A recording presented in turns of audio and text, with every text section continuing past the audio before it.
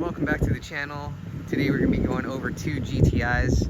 One's a 6-speed manual, the other is a 7-speed DSG. This one is a 2024 380 S.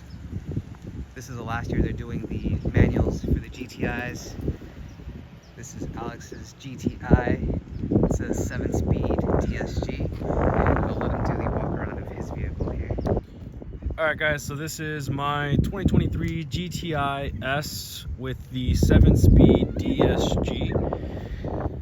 Nothing crazy done to it. I have only main differences is I'm going to have the 19-inch OZ Racing wheels with the Hankook Ventus Evo 3s. I went from the 225s to 235s across squared. Otherwise, still factory brakes, nothing crazy there. I do have tint done all the way around. I do have the 034 Motorsport carbon fiber intake done to it as well, and the 034 Motorsport dog bone upper and lower inserts. Just to do a quick walk around here, we're going into the engine bay. This is where you're going to see the 034 Motorsport carbon fiber intake here. A lot of cool noises, definitely big upgrade from the factory airbox. A lot more air intake, which is great for the turbo, great for power. It being a spirited driver kind of car, great for going around corners. Going to the interior, nothing crazy of differences going from Jesse's car. Only main differences is going to be I have the DSG. So I do have the little dongle there for the DSG, as well as the electronic parking brake, push to start, and the park. For mine, I do have the Golf R trim piece on the interior that I changed out to. I'm not a big fan of chrome myself, so I did change that out.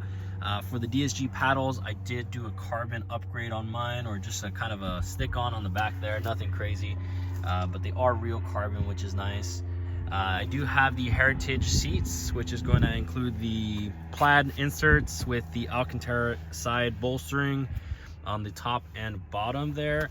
I do also have the Alcantara insert on the door panels there, ambient lighting. I do also have the OBD11 throttle adjustment done on mine as well, and some coating done throughout the car, Golf R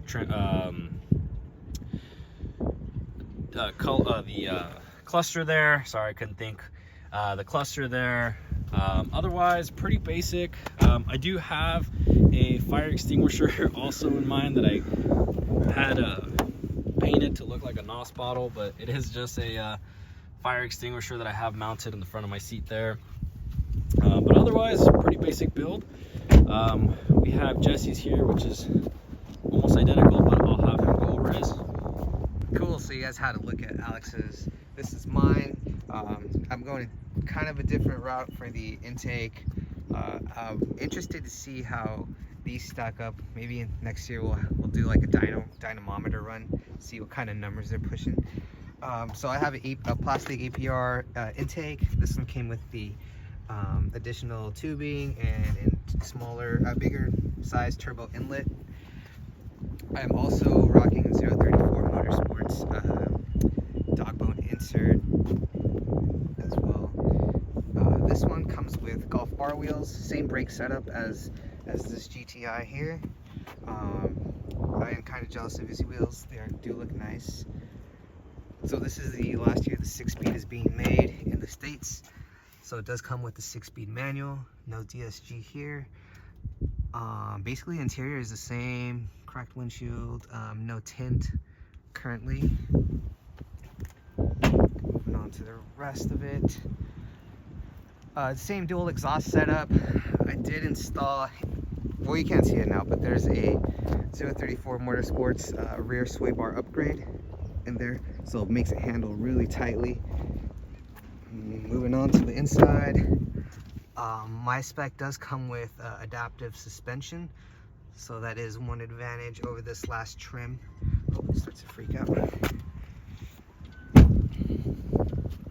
And this one is paired with what is it, Bridgestone? What are these? Bridgestone Potenzas S500S on this one.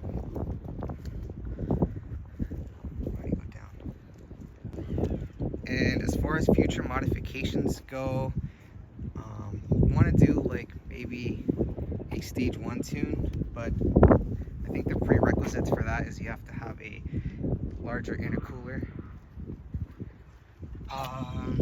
And then just suspension stuff like a front strut bar. On mine, I removed the rear headrests. I don't really need them too much. And I think there's a rear strut bar that can go and attaches the rears there in the back. So that's what's store in the future. Future plans for mine, I do want to do the same 034 Motorsport rear sway bar upgrade that he does on his, but I also want to do front and rear. Probably going to be doing lowering springs here in the next couple months, just to kind of bring it down a little bit, because I do have a wicked 3, almost 4 finger gap on mine here that I do want to get rid of, as well as obviously bringing the lower center of gravity down on his, just for better cornering on the car. I am going to be doing stage 1 as well, so here hopefully in the near future be doing a front mount intercooler on the car. I already have the intake. I think the next thing up from that is going to be probably an exhaust as well, but I'm not looking to do anything crazy. I honestly just want the car to be making between 350 to maybe 400 wheel, just about the same foot-pounds of torque. I do want to plan tracking this car going into the new year, so hopefully with those mods that makes it one hell of a truck car. So we just have both cars here. Alex is going to rev his, so you guys can hear what his APR 034 Motorsports intake sounds like. Go ahead. He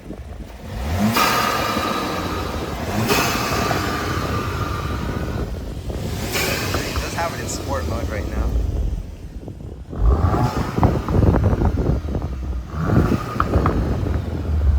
Moving on to Jesse's, we're going to be doing a quick sound test difference with his APR intake.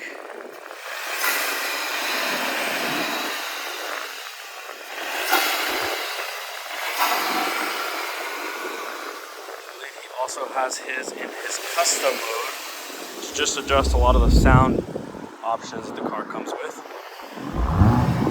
Sounds pretty good from the back. Nice little pops and bangs. All factory too, crazy. This car is also significantly filthy. A couple drive-by videos as well, just so you guys can hear a sound clip of it driving. We're gonna do Jesse's first just because his was already running, but there he goes.